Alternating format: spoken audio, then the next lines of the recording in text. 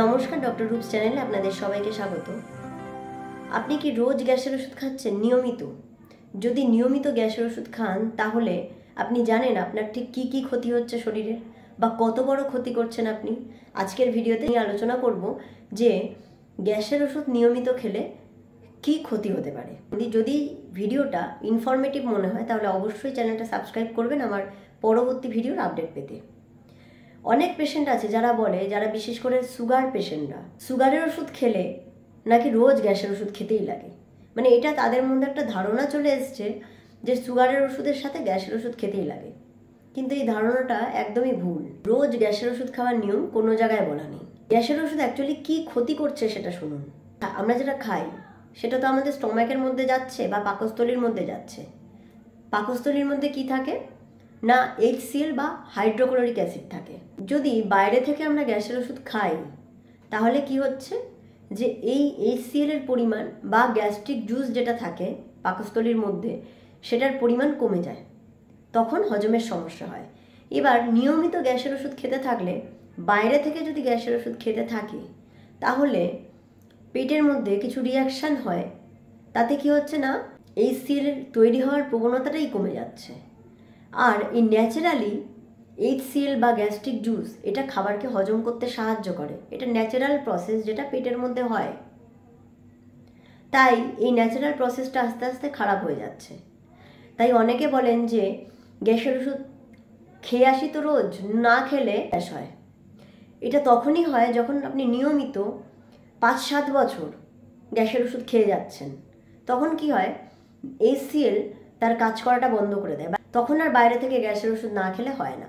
তাই এই পরিস্থিতিটাকে আটকাতে হবে এবং আটকানোর জন্যই গ্যাসের ওষুধ খাওয়ার প্রবণতাটা কমাতে হবে।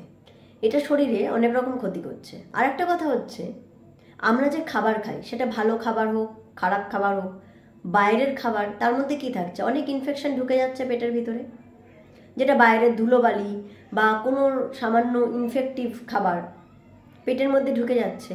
পেটের নিজস্ব ক্ষমতা থাকে এই খারাপ ব্যাকটেরিয়াকে নষ্ট করে দেবার। এই যে গ্যাস্ট্রিক জুস তৈরি হয় আমাদের পাকস্থলীতে, সেটা এই সামান্য ব্যাকটেরিয়া যেগুলো খারাপ সেগুলোকে নষ্ট করে দেয়। তাই জন্য যাদের ডাইজেশন ভালো তাদের বমি বা লুস্টুলটা অত বেশি হয় না। বলি না যে ফুড পয়জন হয়ে গেছে, যাদের ডাইজেশন ভালো না, নানা রকমের ফুড পয়জন তারপর বারবার হতে থাকে। আর এই গ্যাস্ট্রিক জুস, HCl এগুলোই এই ব্যাকটেরিয়াগুলোকে মেরে দেয়। যদি আমরা বাইরে থেকে ওষুধ দিই তাহলে এরা কাজগুলো কমিয়ে দেয়। এবার বলবো গ্যাসের ওষুধ খেলে মেন যে সমস্যাগুলো হতে পারে বা হয় সেগুলো কি।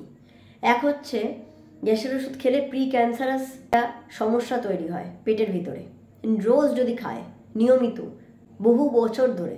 দ্বিতীয়ত হচ্ছে, বারবার লুজটুল হবে, পেটে ইনফেকশন হবে।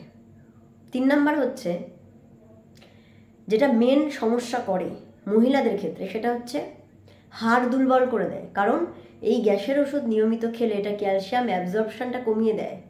শরীরে ক্যালসিয়াম কম অ্যাবজর্ব হয়, তখন হাড় দুর্বল হয়ে যায়, হাড় ভেঙে যায়, হাড় ক্ষয়ে যায়। নিয়মিত গ্যাসের ওষুধ খাওয়াটা বন্ধ করতে হবে। রক্তের মধ্যে ম্যাগনেসিয়ামের পরিমাণ অনেক কমিয়ে দেয়। এই ম্যাগনেসিয়ামের পরিমাণ কমে গেলেও কিন্তু শরীরের ইমিউনিটি কমে যায় এবং নানা রকমের সমস্যা তৈরি হতে পারে যদি বহু বছর ধরে গ্যাসের ওষুধ খাওয়া যায়। তাই যে কোনো রকমের গ্যাসের ওষুধ খাওয়া কমিয়ে দিতে হবে এবং পারলে পুরোপুরি বন্ধ করতে হবে।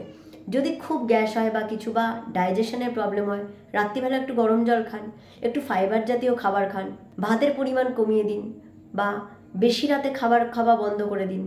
যখন খেতে বসবেন তখন একবারে এতটা না খেয়ে অল্প অল্প করে খান, জল খান বেশি করে।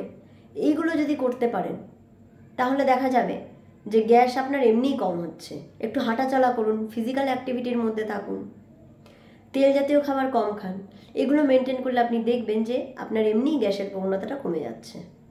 তাই আজকের ভিডিওটা আশা করছি যথেষ্ট হেল্পফুল ছিল। অন্য ভিডিও নিয়ে আবার দেখা হবে। ধন্যবাদ।